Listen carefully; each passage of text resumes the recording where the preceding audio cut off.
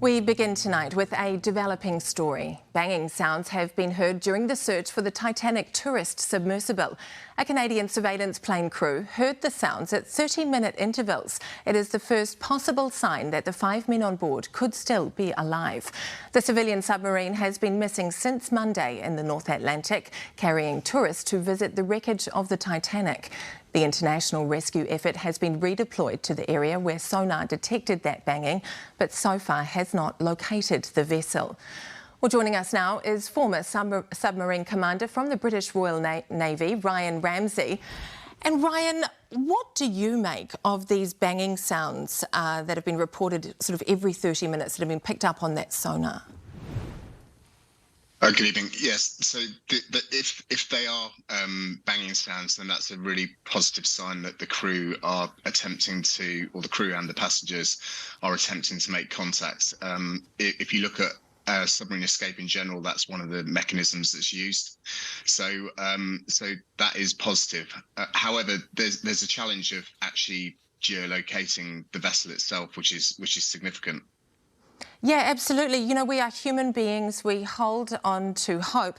But is a rescue even possible if the submarine is still thousands of metres below the sea? That is just an incredibly hostile environment, isn't it? It is indeed. The ocean is less explored than space, and it is exceptionally hostile. Whilst there are submarine rescue systems all around the world that deploy to aid submarines that get into trouble, they don't deploy to the depths that this submersible is in, and I don't know of any rescue that's been conducted at that depth. Now, that's not to say that human endeavour overcomes that and enables a rescue, because humans do that, don't they? They try and work out the challenge and overcome that.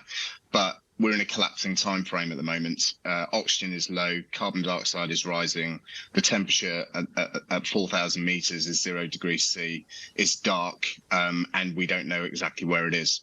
Yeah, these are extraordinary conditions that searchers are up against, and you've described some of the, what the environment will be like down there.